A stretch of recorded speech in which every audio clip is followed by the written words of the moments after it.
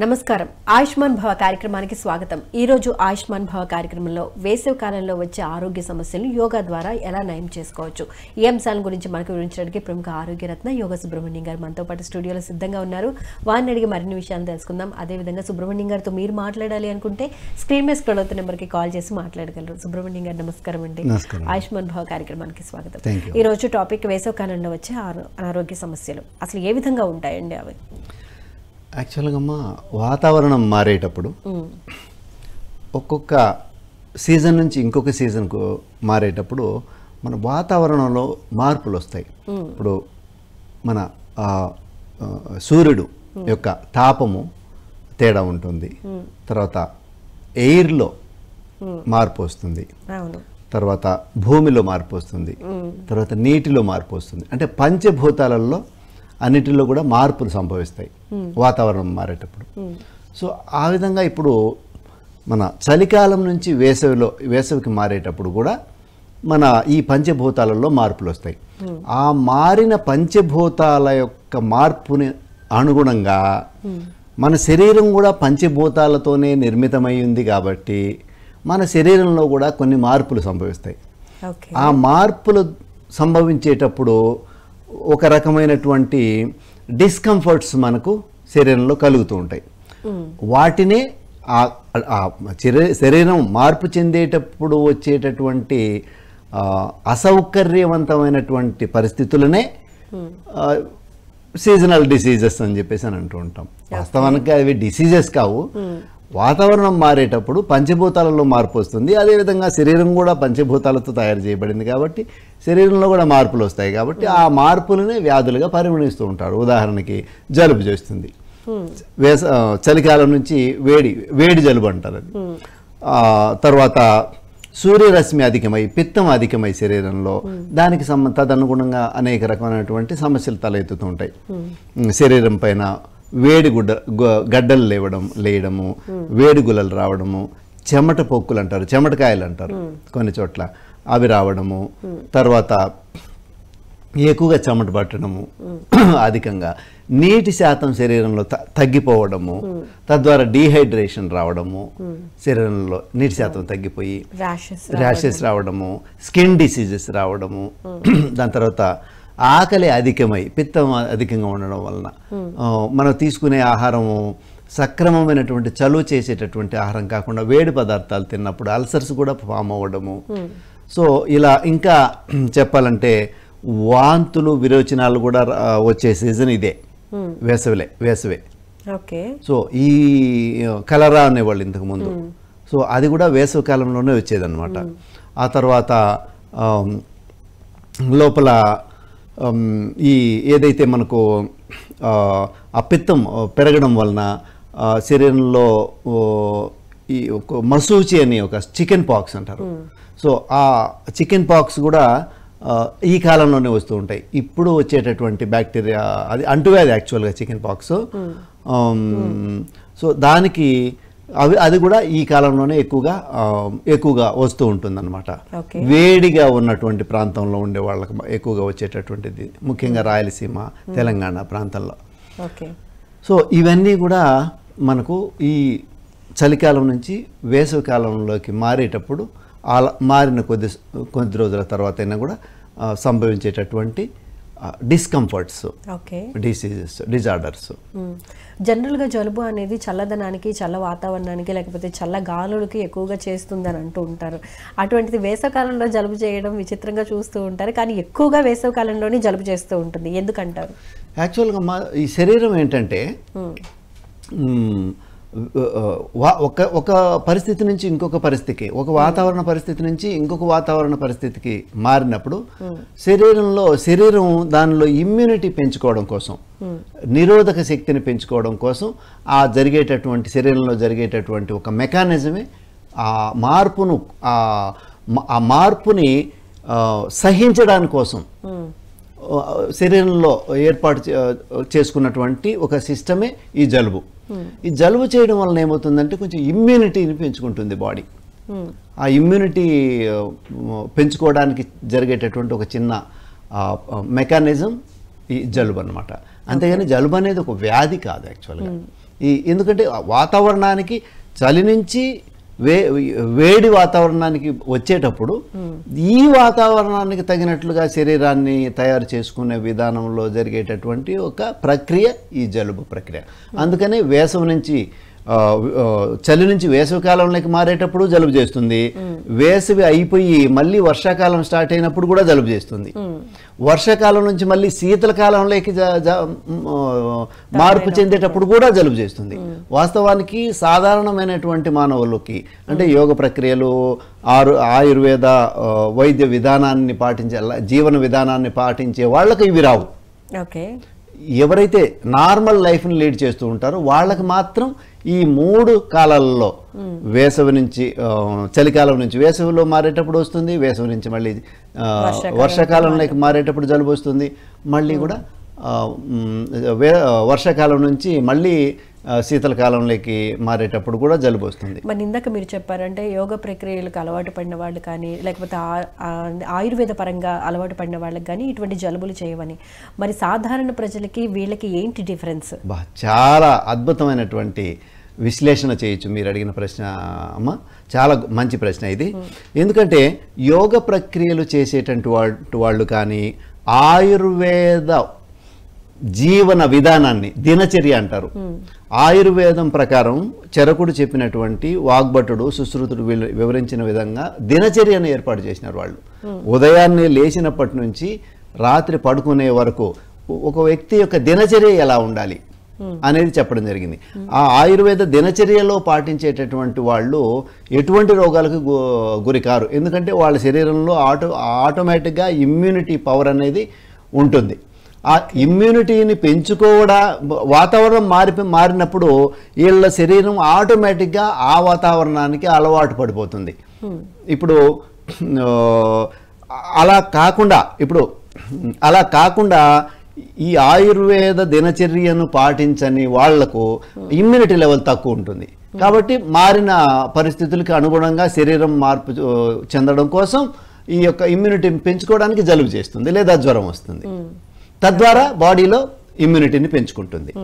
ఇప్పుడు యోగ ప్రక్రియలు చేసేవాళ్ళు కూడా ఇప్పుడు ఆయుర్వేద దినచర్యని గురించి మనకు చిన్న ఇంట్రడక్షన్ చెప్పుకుంటాం. మెల్లగా కొద్ది విషయాలు నేను చెప్తాను. ఆయుర్వేద దినచర్య మొట్టమొదట లేచిన వెంటనే ఉషాపానంతో స్టార్ట్ అవుతుంది. ఉషాపానము అంటే గోరువెచ్చటి నీళ్లు, ఒక 2 గ్లాసుల గోరువెచ్చటి నీళ్లు లేచిన వెంటనే పండ్లు కూడా తోమకుండా బ్రష్ చేయకుండా ఉషాపానం అంటారు. గోరువెచ్చటి నీళ్లు తాగాలి, అది కూడా సిప్ తాగాలి. పొద్దున్నే మన లాలాజలంలో ఉండే అనేక రకమైనటువంటి ఔషధాలు ఆ నీళ్ళల్లో మిక్స్ అయ్యి మన పొట్టలేకపోయి మనకు ఇమ్యూనిటీని పెంచుతుంది. మొట్టమొదట చేయవలసినటువంటి విధానం ఇది. తర్వాత లేచిన తర్వాత కాలకృత్యాలు, ఉషాపానం అయిపోయిన తర్వాత కాలకృత్యాలు అయిపోయిన తర్వాత పొద్దు మొలిసిన తర్వాత అయితే చన్నీటి స్నానం. ఇంకొకటి స్నానం అయిపోయిన తర్వాత ఒకవేళ సంధ్య వార్చే వాళ్ళైతే సంధ్యావందనం చేసేవాళ్ళైతే సూర్యునికి ఆర్ఘ్యం ఇచ్చి సంధ్యావందనం అయిపోకుంటాం. లేదంటే యోగాభ్యాసం కానీ మంత్రజపం కానీ లేదంటే పూజా విధానం కానీ ఏదో ఒకటి కార్యక్రమాన్ని చేయడం. తర్వాత ఇవి యోగాభ్యాసం శరీరానికి ఎక్సర్సైజ్. ఇవి యోగాభ్యాసం చేయని వాళ్ళు ఆయుర్వేద దినచర్య పాటించే వాళ్ళు తర్వాత మెల్లగా ఒక వాహ్యాళికి వెళ్ళి రావాలి. వాహ్యాళి అంటే ఉదయాన్నే పొద్దు మొల్చకుండా ఉన్నప్పుడు, తూర్పు రేఖలు అలా ఉన్నప్పుడు పొద్దు కొంత మొలిచిన తర్వాత అయినా కూడా వాహ్యాళి అలా పార్కులో తిరిగి రావడం కానీ అలా పచ్చని చెట్లలో ఒక అరగంట సేపు వాక్ చేయడం వాహ్యాళి అంటారు. వాకింగ్ అంటే ఇప్పుడు బ్రిస్క్ వాక్ కాదు, స్లోగా ప్రకృతిని ఆస్వాదిస్తూ అలా నడిచి రావడం. ఇక్కడికి మీరు ఉదయాన్నే బ్రహ్మముహూర్తంలో నిద్రలేసిన తర్వాత ఉషాపానం అయిన తర్వాత కాలకృత్యాలు, తర్వాత పూజ భక్తి యోగా ఇత్యాది పొద్దున్నే చేసే కార్యక్రమాలు అంటే మనం బాడీని ఎనర్జైజ్ చేసుకోవడం. దీని తర్వాత యోగాభ్యాసం చేసేవాళ్ళు యోగాభ్యాసం, లేదంటే అలా తిరిగి రావడం. వచ్చిన తర్వాత మనం ఏ పనిలోకైనా కూడా మన కార్యక్రమాలలోకి వెళ్ళాలి. మనం చేసే డ్యూటీస్ కానీ మన జాబ్ కానీ మన వ్యాపారం కానీ ఏదైనా తర్వాత వెళ్ళాలి. వ్యాపారం అంతా అయిపోయిన తర్వాత మధ్యాహ్నము వచ్చి భోజనం చేసి. అయితే ఇప్పుడు వేసవికాలం కాబట్టి మరి బ్రేక్ఫాస్ట్ అనేది ఏ విధంగా తీసుకోవాలి? అసలు బ్రేక్ఫాస్ట్ అనేది మనకు లేనే లేదమ్మా. భారతీయ ఆహార విధానంలో బ్రేక్ఫాస్ట్ అనేది లేదు. పొద్దున్నే మనము కూట్నీళ్లు మెతుకులు సద్ది తాగేవాళ్ళు, దాన్ని తరవాణి అంటారు. ఉదయాన్నే తరవాణి అనేది మన శరీరంలో ఉన్నటువంటి మలినాలన్నింటినీ బయటికి పంపించడానికి అద్భుతమైనటువంటి ఔషధం. మలబద్ధకాన్ని పోగొడుతుంది, శరీరం అంతా కూడా చల్లగా తయారు చేస్తుంది పొద్దున్నే తరవాణి తాగితే. అది మనకు బ్రేక్ఫాస్ట్ లేదు. మనకు 2 పూటల భోజనం, 2 పూటల భోజనం. ఒక భోగి 2 పూటల భోజనం చేయాలి. యోగి 1 పూట, ఏకభుక్తం మహాయోగి, ద్విభుక్తం మహాభోగి. అంటే భోగం అనుభవించే వాళ్ళు ఎవరైనా కూడా 2 పూట్ల, పొద్దున్నే 11 గంటల 12 గంటలకు మధ్యలో ఒక భోజనం, తర్వాత రాత్రి సూర్యాస్తమయానికి 1:30 గంటల ముందే తినేసేయాలి. అంటే ఒక 5-7 మధ్యలో ఈ 2 పూట్ల భోజనం మనకు. సో ఇది అయిన తర్వాత మధ్యాహ్నం భోజనం అయిన తర్వాత కాసేపు రెస్ట్ తీసుకోవడం. ఆ తర్వాత అరగంట వరకు రెస్ట్ తీసుకోవాలి. దాన్ని ఆరోగ్య సూత్రాల్లో ఆయుర్వేదం కూడా చెబుతుంది. మధ్యాహ్నం భోజనం తర్వాత కాస్తంత పడక, రాత్రి భోజనం తర్వాత కాస్తంత నడక. ఆరోగ్య సూత్రం. సో ఈ కునుకు అంటారు దాన్ని, మధ్యాహ్నం తీసేదాన్ని. నిద్ర కాదు, కునుకు, నాప్ అంటారు కదా, అది. ఆ కునుకుపాట్లు అయిపోయిన తర్వాత లేచి మళ్ళీ మన పనికి మనం వెళ్ళాలి. మన రోజు మన జీవనోపాధికో లేకుంటే తన యొక్క విధి నిర్వహణ, సమాజాని కోసం కానీ తన కుటుంబం కోసం కానీ ఏదైతే ధర్మార్థ కామ మోక్షాలు కదా, ధర్మాన్ని పాటిస్తూ అర్థాన్ని సంపాదించుకోవడం కోసం. అర్థం అంటే డబ్బు. ఆ ధన సంపాదన కోసం ఈ కాలాలని ఉపయోగించుకొని రాత్రి వచ్చిన తర్వాత, రాత్రి భోజనం తర్వాత, రాత్రి పొద్దు అటు ఇటు కూకే అటు ఇటు, పొద్దుకోక ముందు కానీ పొద్దుకున్న తర్వాత కానీ ఒక అరగంట గంట తర్వాత కానీ సంధి వేళలో భోజనం చేయకూడదు. మళ్ళీ భోజనం చేసిన తర్వాత రాత్రి భోజనం ఒక నడక, ఒక వాహ్యాలకి వెళ్ళొచ్చి ఏదైనా ఇష్టాగోష్ఠులు చేసిన తర్వాత పడుకునే ముందు త్రిఫలా చూర్ణం తీసుకొని పడుకోవాలి. వేడి నీళ్ళల్లో కానీ పాలల్లో కానీ మజ్జిగలో కానీ కాలాలను అనుసరించి, వేసవి కాలంలో అయితే పాలల్లోనూ, అదే వేసవికాలంలో అయితే మజ్జిగలోను, వర్షాకాలంలో అయితే పాలల్లోను, చలికాలంలో అయితే త్రిఫలాను తేనెలో తీసుకోవచ్చు, లేదా వేడి నీళ్ళలో తీసుకోవచ్చు. అన్ని కాలాల్లో వేడి నీళ్ళలో తీసుకోవచ్చు. ఇలా త్రిఫలా చూర్ణం తీసుకొని పడుకుంటే త్రిఫలాలో మనకు కావలసినటువంటి, శరీరానికి కావలసినటువంటి 18 రకాల సూక్ష్మ పోషక పదార్థాలు ఉంటాయి. 18 టైప్స్ ఆఫ్ మైక్రోన్యూట్రియంట్స్ ఉంటాయి త్రిఫలాల్లో. త్రిఫలాలు ఏంటి? త్రిఫలాలు అంటే అన్ని మెడిసిన్స్లోనూ 3 అత్యంత ఉత్తమమైనటువంటి 3 ఫలాలని చెప్పమంటే ఏం చెప్తారంటే ఉసిరి, కరక, తాని. ఈ 3ంటిని కలిపే త్రిఫలాలు అంటారు. ఆయుర్వేదంలో అత్యంత ఉపయోగకరమైనటువంటి విలువైనటువంటి ఫలాలు ఇవి. సో ఈ 3టితో తయారు చేసినటువంటి చూర్ణాన్ని తీసుకోవడం రాత్రి పడుకునేది. ఇది ఆయుర్వేద దినచర్య. అంటే మీరు చెప్పారు ఒక్కొక్క కాలంలో ఒక్కొక్క కాలానుగుణంగా త్రిఫలా చూర్ణాన్ని ఒకసారి మజ్జిగలోను, లేదా ఒకసారి పాలల్లోను, ఒకసారి తేనెలో మిక్స్ చేసుకుంటారు. ఎందుకు అంటే ప్రయారిటీస్ అలా మారుతాయా, లేకపోతే గుణాలు మారుతాయా కాలాన్ని బట్టి? ఎందుకు అలా తీసుకోవాలంటారు? యాక్చువల్గా ఒక మెడిసిన్ అనుపానాన్ని బట్టి తన గుణం మారిపోతుంది. ఏదైనా ఆయుర్వేద మెడిసిన్ పాలలో తీసుకున్నప్పుడు ఒక రకమైన పాల యొక్క అనుపానంలో తీసుకున్నప్పుడు ఒక రకమైన గుణాన్ని చూపిస్తుంది. అదే తేనెలో అనుపానంగా తీసుకుంటే గుణం మారిపోతుంది. అదే వేడి నీళ్ళలో తీసుకున్నప్పుడు గుణం మారిపోతుంది. మజ్జిగలో తీసుకున్నప్పుడు తన యొక్క అనుపానాన్ని బట్టి ఒకే మెడిసిన్ అనేక వ్యాధులకు ఉపయోగపెట్టేటప్పుడు ఈ మెడిసిన్ ఇదే, కానీ అనుపానాన్ని మారుస్తారు. ఇప్పుడు త్రిఫలా తేనెలో తీసుకుంటే మైక్రోన్యూట్రియంట్స్గా పనిచేస్తుంది. అదే వేడి నీళ్ళలో తీసుకుంటే డైజెస్టివ్ సిస్టమ్ని క్లీన్ చేసే ఒక ప్యూరిఫైయర్గా పనిచేస్తుంది. అంటే కాన్స్టిపేషన్, ఇలా డైజెస్టివ్ డిజార్డర్స్ ఏమైనా ఉన్నవాళ్ళు వేడి నీళ్ళల్లో తీసుకుంటే అది ఎలిమినేటివ్ ప్రాసెస్ని ఇంక్రీజ్ చేసి ఎలిమినేటివ్ మెడిసిన్గా పనిచేస్తుంది. అదే తేనెలో వేసి తేనెలో కానీ బెల్లంలో కానీ త్రిఫలా చూర్ణాన్ని బాగా వేసి నలిపి ఉండలాగా చేసుకొని తింటే అది న్యూట్రియంట్స్గా పనిచేస్తుంది, టానిక్గా పనిచేస్తుంది. ఓకే. అదే మజ్జిగలో తీసుకున్నానంటే చలువ చేస్తుంది శరీరానికి. అయితే కాలానికి ఇలా తీసుకోవడానికి సంబంధం ఏంటంటే, ఇప్పుడు వేసవి కాలం అనుకోండి మజ్జిగలో తీసుకున్నాం అనుకోండి చలువ చేస్తుంది. అదే చలికాలం తేనెలో తీసుకున్నాం అనుకోండి చలికాలంలో బాడీకి న్యూట్రియంట్స్ తక్కువగా ఉంటాయి. సో ఆ టైంలో న్యూట్రియంట్స్ పెరిగి ఇమ్యూనిటీ పెరుగుతుంది. అట్లా వేడి నీళ్ళల్లో సర్వకాల సర్వావస్థలు ఎందుకు తీసుకోవచ్చు, ఎందుకంటే మన ఎక్స్క్రిటరీ సిస్టమ్ అంటే మన బౌల్ మూమెంట్ అనేది ఫ్రీగా ఉండి డైజెస్టివ్ సిస్టమ్ అంతా కూడా ప్యూరిఫై చేసుకోవడానికి అన్ని కాలాల్లోనూ ఉపయోగపడుతుంది నీళ్ళల్లో తీసుకోవడం వల్ల. సో ఏదైనా ఆయుర్వేద మెడిసిన్ అనుపానం, అందుకనే డాక్టర్లు ఆయుర్వేద వైద్యులు అనుపానం చాలా ఇంపార్టెంట్.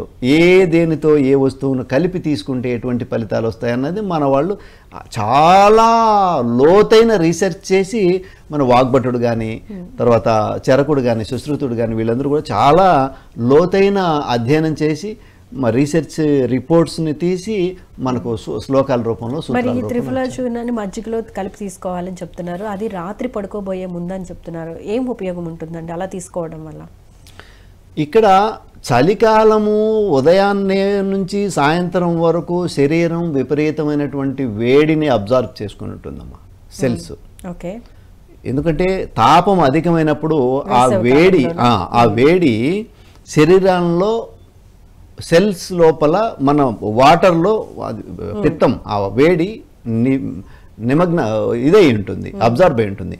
దాన్ని అంతటినీ ఎలిమినేట్ చేసుకోవాలంటే మజ్జిగలో త్రిఫలా చూర్ణం తీసుకోవడం ఉత్తమం. ఓకే.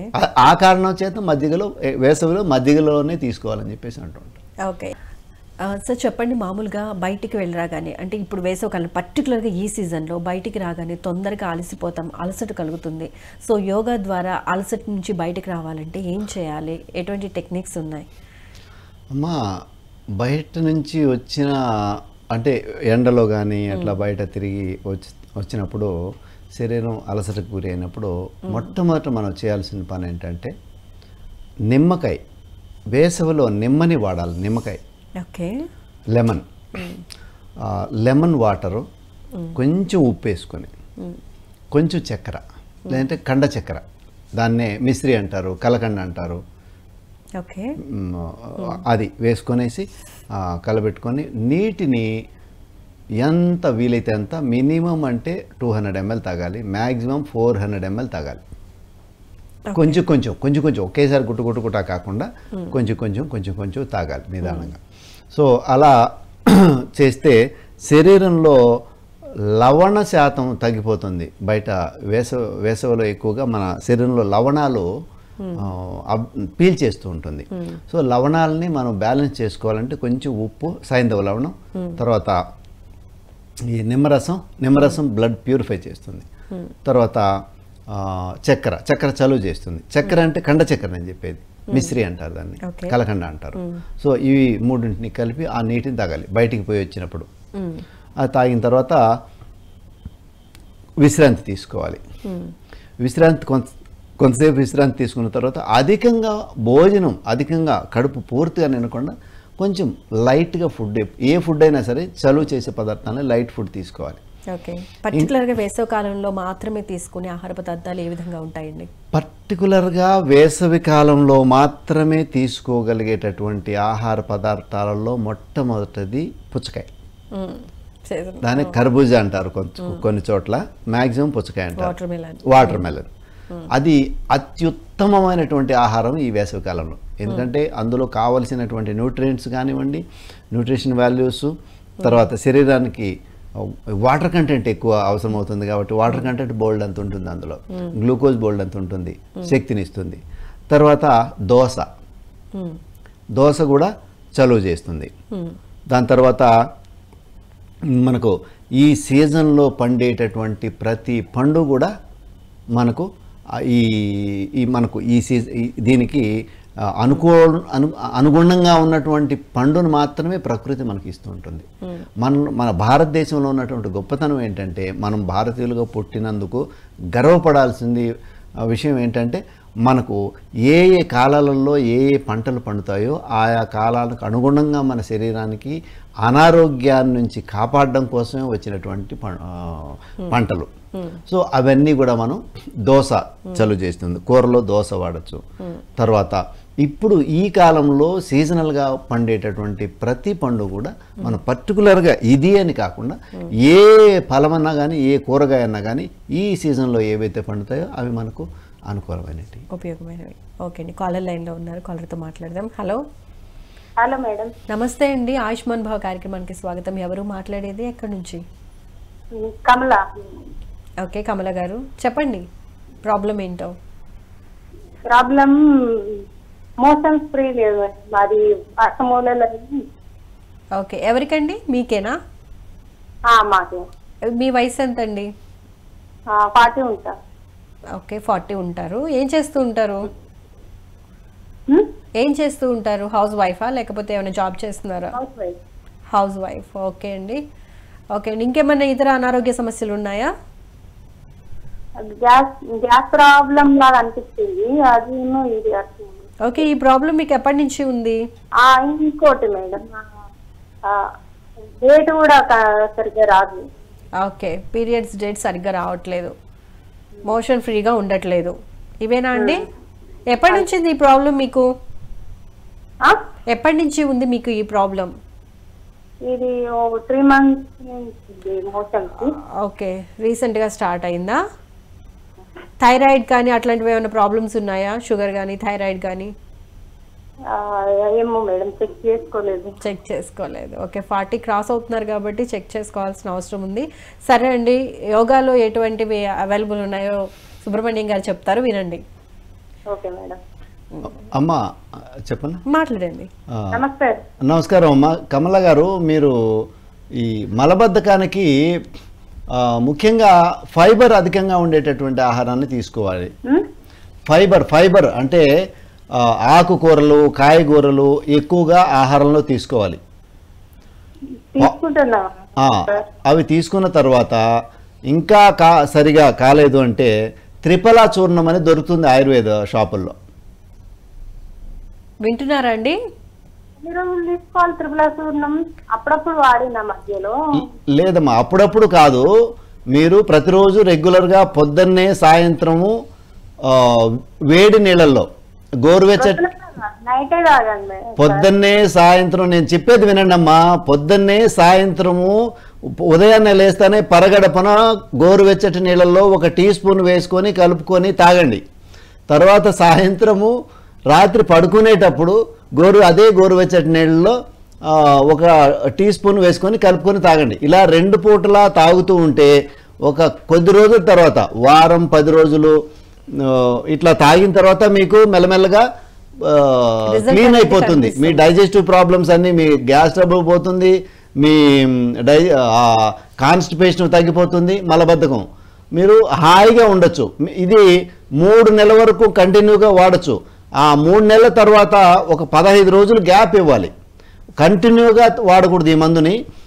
3 నెలలు మాత్రం వాడితే సరిపోతుంది. మీకు 1 నెల 20 రోజులు, 21 days వాడితేనే మీ సమస్యకి పరిష్కారం దొరుకుతుంది. అంటే ఆహారంలో ఆకుకూరలు, తోటకూరని ఎక్కువ భాగం చేసుకోండి, బెటర్ రిజల్ట్ ఉంటుంది. అదేవిధంగా పపయ కూడా ఎక్కువ తీసుకోండి. ఇటువంటి ప్రాబ్లం ఉన్నప్పుడు క్యూర్ అయ్యే ఛాన్స్ ఉంటుంది. కొంతమంది బనానా కూడా తీసుకుంటూ ఉంటారు, నిజమేనా అండి?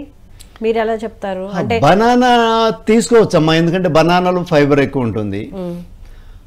పప్పాయ అనేది పప్పాయ అనేది ఈ సీజనల్ ఫ్రూట్ కాదు కాబట్టి, వేసవిలో పప్పాయ రాదు కాబట్టి మామిడి వస్తుంది. మామిడి మనకు ఆహారంగా తీసుకోవడం అనేది, మామిడిలో వేడి చేసే గుణం ఉన్నప్పటికీ కూడా ఇక్కడ ఈ నేచరు మనకు ఈ మామిడి పండును వేసవిలోనే ఇస్తుంది కాబట్టి, వేసవి వర్షాకాలం మధ్యలో సంధికాలంలో వస్తుంది. ఏప్రిల్ దాటుకున్న తర్వాత స్టార్ట్ అవుతాయి మామిడి పండ్లు, ఆగస్టు వరకు ఉంటాయి. కాబట్టి ఆ సమయంలో మనకు తీసుకోవచ్చు మామిడి పండ్లు, షుగర్ లేని వాళ్ళు. ఓకే, నెక్స్ట్ కాలర్తో మాట్లాడదామండి. హలో హలో మేడం, నమస్తే అండి, మీ పేరు? సత్యనారాయణ. ఓకే అండి, ప్రాబ్లం ఏంటో చెప్పండి. మేడం నాకు ఇన్బ్యాలెన్స్ అవుతుంది మేడం, నడుస్తుంటే కొంచెం దొరికినట్టు అవుతుంది. ఓకే, అంటే నడక సరిగ్గా ఉండట్లేదా అండి? నడక మామూలు ఉంటుంది కానీ కారు ఒకే సైడ్ మొత్తం తిమ్మిది లెక్క ఉంది. అంతకు ముందు పెరాలసిస్ వచ్చింది మేడం. ఓకే, ఎంతకాలం అయిందండి పెరాలసిస్ వచ్చి? పెయిన్ 3 సంవత్సరాలు అవుతుంది మేడం. 3 years అయింది. ఓకే అండి, ఇంకేమైనా ప్రాబ్లమ్స్ ఉంటే యోగ సుబ్రహ్మణ్యం గారికి చెప్పండి. ఒకే సైడ్ తిమ్మిది ఉంటుంది మేడం, సైడ్.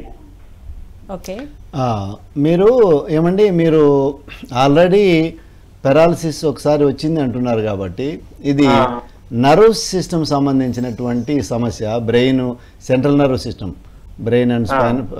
సో మీరు రెగ్యులర్గా ఒక మంచి గురువును ఆశ్రయించి యోగ సాధన చేసుకుంటే, నిదానంగా ప్రాణాయామాలు, తగిన ప్రాణాయామాలు, మీకు ఏదైతే ఆ ప్రాణాయామాలు మీకు అనుకూలంగా మీ శరీరానికి ఉంటాయో ఆ ప్రాణాయామాలు చేసుకుంటూ వాతాన్ని తగ్గించేటటువంటి, ఎందుకంటే పెరాలసిస్ అనేది వాత సంబంధమైనటువంటి వ్యాధి. సో దానికి వాతానికి సంబంధించినటువంటి ఆహారాన్ని తగ్గించి వాతాన్ని తగ్గించేటటువంటి పిత్త కఫాలను పెంచుకునేటటువంటి ఒక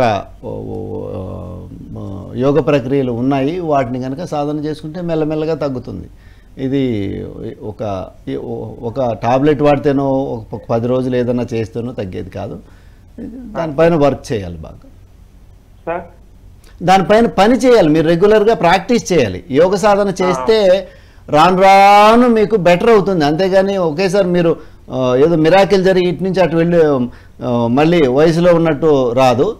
మీరు మెయింటైన్ చేయొచ్చు, గ్రాడ్యువల్గా ఇంప్రూవ్ అవుతుంది. ఓకే అండి, నెక్స్ట్ కాలర్తో మాట్లాడదాం. హలో హలో అండి, నమస్తే అండి. ఆయుష్మాన్ భవ కార్యక్రమానికి స్వాగతం. ఎవరు మాట్లాడేది? ఖమ్మం నుంచి అండి. పేరు చెప్పండి. రామారావు గారు, ప్రాబ్లం ఏంటో చెప్పండి యోగ సుబ్రహ్మణ్యం గారికి. మా బాబుకి 2 పిల్లలండి. వాళ్ళని చెరుకు రసం తీసుకొచ్చి ఇస్తుంటే తాగనీయట్లేదండి. ఓకే, లాభ అవుతారని అంటుండండి. అందుకోసమని డాక్టర్ గారిని అడుగుదాం. ఏమండి రామారావు గారు, చెరుకు రసం తాగితే లావు అయినట్టు ఇంతవరకు ఏ రిపోర్ట్లో లేదండి, రీసెర్చ్ రిపోర్ట్స్లో. చెరుకు రసంలో అత్యంత అద్భుతమైనటువంటి మెడిసినల్ వాల్యూస్ ఉంటాయి. సూక్రోజు, ఫ్రక్టోజు, మంచి ఇవి ఉంటాయి, శరీరానికి శక్తినిచ్చేటి. చిన్నపిల్లలకి చాలా ఈ వేసవిలో చెరుకు రసం అనేది ఒక అమృతం లాంటిది. నిరభ్యంతరంగా మీరు పిల్లలకి ఇవ్వండి. చెరుకు రసం వల్ల లావు అవరు. మీరు పెట్టేటటువంటి Kit Kat, Snickers, Dairy Milk, ఈ చాక్లెట్ వలన వాళ్ళు లావు అవుతారు.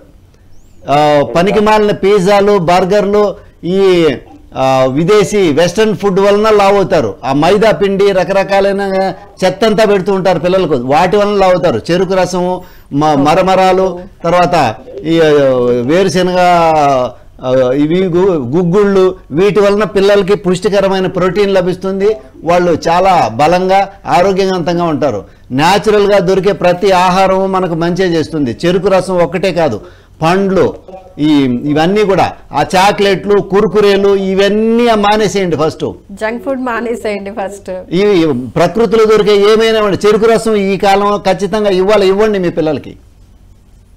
రైట్ అండి, థ్యాంక్ యూ సో మచ్ అండి కాల్ చేసినందుకు. సుబ్రహ్మణ్యం గారు, ఇప్పుడు డే మొత్తం యాక్టివ్గా ఉండాలి. ఇప్పుడు వేసవి కాలంలో ఎక్కువ అలసటకు గురవుతూ ఉంటాము, డిహైడ్రేషన్కి గురవుతూ ఉంటాము. ఇటువంటి సమస్యలు ఏమి రాకుండా డే మొత్తం యాక్టివ్గా ఉండాలంటే మార్నింగ్ యోగా ద్వారా ఎటువంటి ప్రక్రియలు మనకు అందుబాటులో ఉన్నాయి, క్లియర్గా ఎక్స్ప్లెయిన్ చేస్తారా? చాలా ఇంపార్టెంట్ విషయం ఇది. ఉదయం ఒక రోజంతా, వేసవిలో రోజంతా హాయిగా, ఉల్లాసంగా, ఉత్సాహంగా ఉండాలంటే సూర్యోదయాత్ పూర్వం నిద్ర లేవాలి. బిఫోర్ సన్ రైజ్ నిద్ర లేవాలి. లేచిన తర్వాత పొట్ట శుభ్రపరచుకోవడానికి కావలసినటువంటి మార్గాలు, మనం చెప్పినటువంటి ఆయుర్వేద మార్గాలను అనుసరించి త్రిఫల చూర్ణం రాత్రి తిని కానీ, లేదంటే ఉదయాన్నే త్రిఫల చూర్ణం కానీ నీట్గా క్లియర్గా పొట్టను శుభ్రం చేసేసేయాలి. ఆ తర్వాత యోగాభ్యాసం, సూర్య నమస్కారాలని ఈ కాలంలో చేసేటట్లయితే చాలా మెల్లగా చేయాలి, స్లో మూమెంట్ తోటి చేయాలి. రిగరస్గా పవర్ యోగా, డైనమిక్ యోగా, నేను అట్లా చేయాలని నేను ఇట్లా చేయాలని చేయకూడదు. స్లో మూమెంట్తో చేయాలి. సూర్య నమస్కారాలు చేసేటట్లయితే. లేదంటే సింపుల్ ఆసనాసు, మెల్లగా చేసేటటువంటి ఆసనాలు ఒక 10-15 ఆసనాలు శుభ్రంగా ఎక్కువసేపు ఆసన స్థితిలో నిలబడి ప్రశాంతంగా నిదానంగా ఆసనాలు చేయాలి. ఆసనాలు అయిపోయిన తర్వాత లేచి కూర్చొని 3 ప్రాణాయామాలని రెగ్యులర్గా చేయాలండి ఈ వేసవిలో. ఒకటి శీతలి ప్రాణాయామం, తర్వాత సదంత ప్రాణాయామం, తర్వాత శీత్కారి. ఈ 3 రకాలు చూపిస్తాను. ఈ 3 రకాల ప్రాణాయామాలని మనం రెగ్యులర్గా కనుక వేసవిలో ఉదయాన్నే మరియు మధ్యాహ్నం మరియు సాయంత్రం చేసుకుంటే శరీరంలో డీహైడ్రేషన్ ప్రాబ్లం కానీ, వేడి చేయడం కానీ, అలసట రావడం కానీ, హెడేక్లు, ఇవన్నీ మనం కాపాడుకోవచ్చు. ఈ శీత్కారి సదంత ప్రాణాయామాల గురించి నేను చెప్తాను. యోగా ఆసనాలు అయిపోయిన తర్వాత అనులోమ విలోమ ఫస్ట్ స్టార్ట్ చేసుకోవాలి. లేదా విభాగీయ ప్రాణాయామం అని ఒకటి ఉంది, కనిష్ట, మధ్యమ, జ్యేష్ఠ. విభాగీయ ప్రాణాయామం చేసుకొని ఒక 10 రౌండ్లు. ఫస్ట్ విభాగీయ అంటే ఇది కనిష్ట ప్రాణాయామం. ఆ రేషియో వచ్చేసి 4 సెకండ్లు తీసుకోవాలి, 2 సెకండ్లు ఆపాలి, 6 సెకండ్లు వదలాలి, వదిలిన తర్వాత 2 సెకండ్లు ఆపాలి. ఇక్కడ పెట్టుకొని చేయాలి. ఇది కనిష్ట ప్రాణాయామం. తర్వాత మధ్యమ ప్రాణాయామం ఇలా పెట్టుకొని ఇక్కడ కూడా 10 రౌండ్లు చేయాలి. కింద 10 రౌండ్లు, పైన 10 రౌండ్లు, సేమ్ రేషియో 4:2, 6:2. తర్వాత ఇలా పైన ఇది జ్యేష్ఠ ప్రాణాయామం. ఇలా పెట్టుకొని కూడా ఒక 10 రౌండ్లు చేయాలి. ఇది అయిన తర్వాత అనులోమ విలోమ ప్రాణాయామం చేయాలి. అంటే ఎడముక్కులు తీసుకుని కుడిముక్కులు, కుడిముక్కులు తీసుకుని ఎడముక్కులు వదలాలి. ఈ ఒక్కొక్క 10. కాలర్ లైన్ లో ఉన్నారు. హలో, నమస్తే మేడం. నమస్తే అండి, మీ పేరు ఎక్కడి నుంచి మాట్లాడుతున్నారు? నా పేరు వసంత మేడం, మాది హుజురాబాద్. ఓకే అండి, ప్రాబ్లం ఏంటో చెప్పండి. థైరాయిడ్ ఉంది మేడం, ఎట్లా తగ్గుతుంది? ఓకే, యోగా ద్వారా థైరాయిడ్ని ఎలా తగ్గించుకోవాలి అనుకుంటున్నారా? అవును మేడం. రైట్ అండి, చెప్తారు వినండి. అమ్మా, థైరాయిడ్ని యోగా ద్వారా తగ్గించుకోవచ్చు, కానీ అది 1 రోజులోనూ 10 రోజుల్లోనూ తగ్గేది కాదు. థైరాయిడ్ అనేది ఒక జీవితకాలం టాబ్లెట్లు మింగాల్సినటువంటి పరిస్థితి ఉంటుంది అని అలోపతి డాక్టర్లు చెప్తారు. కానీ వాస్తవం ఏంటంటే మన శరీరంలో గ్లాండ్స్, ఎండోక్రైన్ సిస్టంలో pituitary, thyroid, pineal, pituitary, thyroid, parathyroid, thymus, pancreas, adrenal, testis or ovaries, ఇవి ఎండోక్రైన్ సిస్టమ్ అంటారు. ఇక్కడ థైరాయిడ్ అండ్ పారాథైరాయిడ్ గొంతుకు దగ్గర ఉంటాయి. ఇక్కడ ఇన్బ్యాలెన్స్ అయితే మొత్తం బాడీ మెటబాలిజం ఇన్బ్యాలెన్స్ అవుతుంది. ఇప్పుడు పారాథైరాయిడ్ థైరాయిడ్ ఉన్న వాళ్ళకి, థైరాయిడ్ అంటే ఏంటంటే హైపోథైరాయిడిజం అంటారు దాన్ని.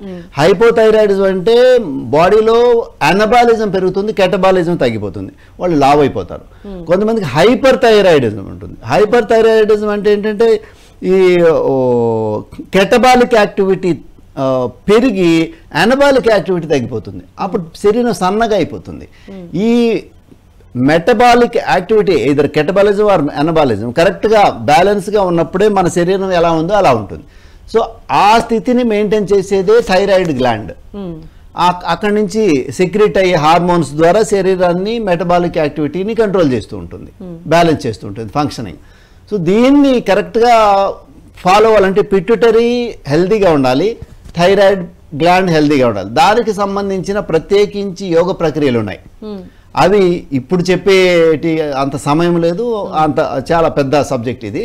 కాబట్టి ఎవరైనా తెలిసిన అనుభవజ్ఞుడైనటువంటి యోగా థెరపిస్ట్ దగ్గర సాధన చేస్తే థైరాయిడ్ కంప్లీట్గా తగ్గిపోతుంది. అండ్ సుబ్రహ్మణ్యం గారిని కూడా కాంటాక్ట్ అవ్వచ్చండి. స్క్రీన్ మీద నెంబర్ స్క్రోల్ అవుతుంది, ఒకసారి ఆయనతో మాట్లాడి మీరు ఒకసారి అంటే అపాయింట్మెంట్ తీసుకుని ఒకసారి కనుక మాట్లాడితే కనుక మీకు బెస్ట్ రిజల్ట్ ఉంటుంది. థైరాయిడ్ తగ్గించుకోవడానికి యోగా ప్రక్రియలు ఏ విధంగా అవైలబుల్ ఉన్నాయో ఆయన ఎక్స్ప్లెయిన్ చేస్తారు. రైట్, మన టాపిక్లోకి వెళ్ళిపోదామండి. సో మార్నింగ్ అంటే ఆసనాల గురించి చెప్తున్నారు, ప్రాణాయామాల గురించి. ఉత్సాహంగా ఉండాలంటే, ఆ రోజంతా ఉత్సాహంగా ఉండాలంటే స్లోగా మెల్లగా చేసేటటువంటి బాడీ స్ట్రెచెస్, అదే ఆసనాలు. బాడీ స్ట్రెచెస్ అంటే ఆసనాలు, శరీరాన్ని సాగదీసుకునే ఒక పద్ధతి ఆసనాలు. దాని తర్వాత ప్రాణాయామాలు మొదటగా మనం చెప్పినట్టు విభాగీయ ప్రాణాయామం, కనిష్ట, మధ్యమ, జ్యేష్ఠ. దాని తర్వాత అనులోమ విలోమ, ఎడముక్కులు తీసుకోవాలి, కుడిముక్కులు వదలాలి, కుడి ముక్కులో తీసుకోవాలి, ఎడ ముక్కులో వదలాలి. ఎక్కడ ఆపకూడదు, స్లోగా తీసుకోవాలి, స్లోగా వదలాలి. ఒకవేళ రేషియో పాటించాలనుకుంటే 1:2 రేషియో పాటించవచ్చు. అంటే ఒక 5 సెకండ్లు తీసుకుంటే 10 సెకండ్ల పాటు వేరే ముక్కులో వదలడం, మళ్ళీ వదిలిన ముక్కులోనే ఒక 5 సెకండ్లు తీసుకొని 10 సెకండ్లు ఆపోజిట్ నాస్ట్రిల్లో వదలడం. సో ఈ యొక్క ప్రక్రియని మనం సాధన చేయొచ్చు. అది మ్యాక్సిమం ఒక 10-12 రౌండ్ల వరకు చేయొచ్చు ఈ కాలం. ఎక్కువగా అధికంగా ఈ ప్రాణాయామాలు చేస్తే శరీరం వేడవుతుంది. అందుకనే నేను విభాగీయ ప్రాణాయామంలో కూడా ఇంపార్టెంట్, చాలా ఇంపార్టెంట్. ఎందుకంటే ఎక్కువసేపు చేస్తే రిజల్ట్ ఎక్కువగా వస్తుంది, ఫలితం ఎక్కువ వస్తుంది. నేను ఇంకా హుషారుగా ఉండాలని ఎక్కువ చేస్తే శరీరం వేడైపోతుంది. సుబ్రహ్మణ్యం గారు, జనరల్గా శీతాకాలం అనగానే కొంచెం బాడీ అనేది స్టిఫ్గా ఉంటుంది కాబట్టి జనరల్గా ప్రాణాయామాలు కానీ యోగా కానీ చేసేటప్పుడు శరీరం కొంచెం వదులుగాను లేకపోతే లూజ్గా ఉండటానికి మనం చేస్తూ ఉంటాం. కానీ వేసవి కాలంలో బాడీ అనేది కొంచెం ఫ్లెక్సిబుల్గానే ఉంటుంది కదా, మరి ఎటువంటి ప్రాణాయామాలు ఎటువంటి ఆసనాలు చేస్తే మంచిది, ఎంతసేపు చేస్తే మంచిది, ఒకసారి క్లియర్గా. ఓకే, ఇక్కడ మనం ముందు చెప్పుకున్నట్లు ప్రాణాయామాలలో నేను అంతా ఒక ప్యాకేజ్ ఇస్తాను. ఒక 20 మినిట్స్ ప్యాకేజ్ అని, 40 మినిట్స్ ప్యాకేజ్ అని, 1 అవర్, 1.5 అవర్, అంతకంటే ఎక్కువ అవసరం లేదు. ఒక 1.5 అవర్ మ్యాక్సిమం, 20 మినిట్స్ మినిమం సమయం తీసుకోవాలి. ఒకవేళ 20 మినిట్స్ అనుకున్నాం అనుకోండి, ఒక 3 రౌండ్లు సూర్య నమస్కారాలు, 3 నుంచి 6 రౌండ్ల వరకు సూర్య నమస్కారాలు. ఇది ఒక్కొక్క రౌండ్ 1 నిమిషం వేసుకున్నా కూడా 6 రౌండ్లు 6 నిమిషాలు. ఒక 10 నిమిషాలు ప్రాణాయామం. ఈ 10 నిమిషాలలో విభాగీయ ఒక 3 నిమిషాలు వస్తుంది. తర్వాత ఒక 3 నుంచి 5 నిమిషాలు వస్తుంది. అనులోమ విలోమ ఒక 2 నిమిషాల నుంచి 3 నిమిషాల వరకు వస్తుంది. అంటే ఒక 5-6 నిమిషాలు. తర్వాత సదంతా శీతలి శీతకారి, ఈ 3లో ఏ ఒక్కటైనా సరే, లేదు 3 అయినా సరే, వాళ్ళ అవకాశాన్ని బట్టి వాళ్ళ కొంతమందికి శీతలి చేయడానికి నాలుక గొట్టంలాగా రాదు, అలాంటి వాళ్ళకి సదంతా చెప్తాం, లేదంటే శీతకారి చెప్తాం. సో ఈ ప్రాణాయామాలని ఒక 10 నిమిషాలు, అంటే ఒక 15 నిమిషాల నుంచి 20 నిమిషాల లోపు శరీరానికి ఆసనాలు సరిపోతాయి. శరీరానికి మరియు మన శరీరం చల్లగా ఉండడానికి, ప్రాణశక్తికి కూడా సరిపోతాయి 10-15 నిమిషాలు. తర్వాత ఒక 5 నిమిషాల పాటు మినిమం ధ్యానం చేసుకుంటాం. అప్పుడు 20 నిమిషాలు ప్యాకేజ్ అయిపోతుంది. ఒక 5-6 నిమిషాలు శారీరక వ్యాయామం, ఒక 5-10 నిమిషాలు ప్రాణ శరీరానికి, అంటే ఫిజికల్ బాడీ, ప్రాణిక్ బాడీకి, తర్వాత సైకిక్ బాడీకి. మెడిటేషన్ వచ్చేసి సైకిక్ బాడీకి. అంటే ప్రాణమయ, ఇది అన్నమయ కోశానికి ఒక 10 నిమిషాలు, 5-6 నిమిషాలు, ప్రాణమయ కోశానికి 5 నుంచి 10 నిమిషాలు, మనోమయ కోశానికి ఒక 5 నిమిషాల నుంచి 10 నిమిషాల వరకు. మనము మొత్తం మీద ఒక 20 నిమిషాలలో మనం శరీరం ఉత్సాహంగా ఉండడానికి, చల్లగా వేడి నుంచి తాపాన్ని కాపాడుకోవడానికి రోజుకు పొద్దున్నే ఒక 20 నిమిషాలు కేటాయించుకుంటే సరిపోతుంది. లేదు ఇంకొంచెం అధికంగా చేయాలనుకున్నాం అనుకోండి, ఒక గంట సేపు, ఒక 40 నిమిషాల పాటు చేయాలనుకుంటే ఇక్కడున్న వాటిని కొన్నిటిని యాడ్ చేసుకోవచ్చు. మనం ఎంత సమయాన్ని ఇచ్చే కొద్దీ అంత ఉత్సాహం మనకు ఉంటుంది. మ్యాక్సిమం గంటన్నర కంటే ఎక్కువ సమయం యోగాభ్యాసానికి అవసరం లేదు. ఒక గంట సేపు 45 నిమిషాల పాటు, ఒక అరగంట పాటు శారీరక వ్యాయామం, ఒక అరగంట పాటు ప్రాణ ప్రాక్టీసు, ఒక అరగంట పాటు ధ్యానం, రిలాక్సేషన్ అండ్ ధ్యానం. ఈ 3 చేసుకున్నారంటే మనం రోజంతా కూడా ఉత్సాహంగా ఉండొచ్చు, ఎండ తాపాన్ని నుంచి కాపాడుకోవచ్చు. వీటిల్లో మనము ముఖ్యంగా శీతకారి సదంతా ప్రాణాయామాలను ప్రేక్షకులకు చెప్పాలి. ఎందుకంటే మనం ఈ ప్రోగ్రాంలో వాళ్ళు దీన్ని ఉపయోగించుకుంటారు. ఈ శీతలి ప్రాణాయామం అనేది శరీరానికి చాలా చలువ చేస్తుంది. ఖచ్చితంగా అందరూ చేయవలసినటువంటి ప్రాణాయామం ఇది ఎలాగంటే వేసవిలో ఎండ తాపానికి గురయ్యే వాళ్ళు ప్రతి ఒక్కరు ఇది చేయాలి. ఎలాగంటే మామూలుగా కుర్చీ పైన కానీ, కింద కానీ, నేలపైన కానీ ఒక దుప్పటి వేసుకొని కూర్చోగలిగిన వాళ్ళు కూర్చోవచ్చు, లేదంటే చైర్ పైన కూర్చోవచ్చు. చక్కగా వెన్నెముకని నిటారుగా పెట్టి నాలుకని ఇలా కాకి ముక్కులాగా, గొట్టంలాగా మడవాలి. మడిసి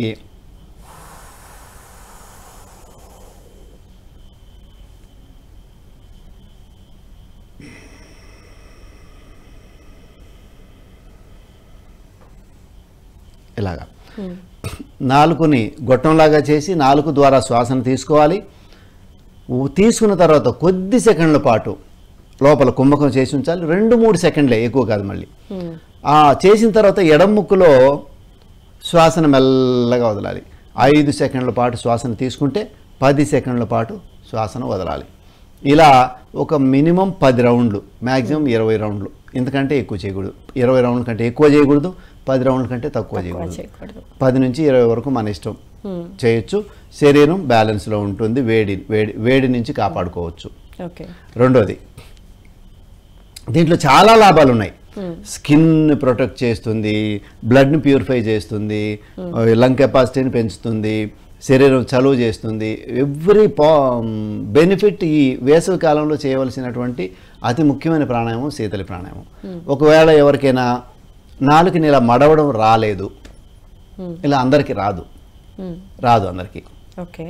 సో అలాంటి వాళ్ళు శీతకారి ప్రాణాయామం చేయొచ్చు. శీతకారి ప్రాణాయామం ఎలా చేయాలంటే నాలుకని అంగిలికి తాకించాలి. అంగిలికి తాకించి పండ్లతోటి ఇలా ప్రెస్ చేయాలి. ప్రెస్ చేసి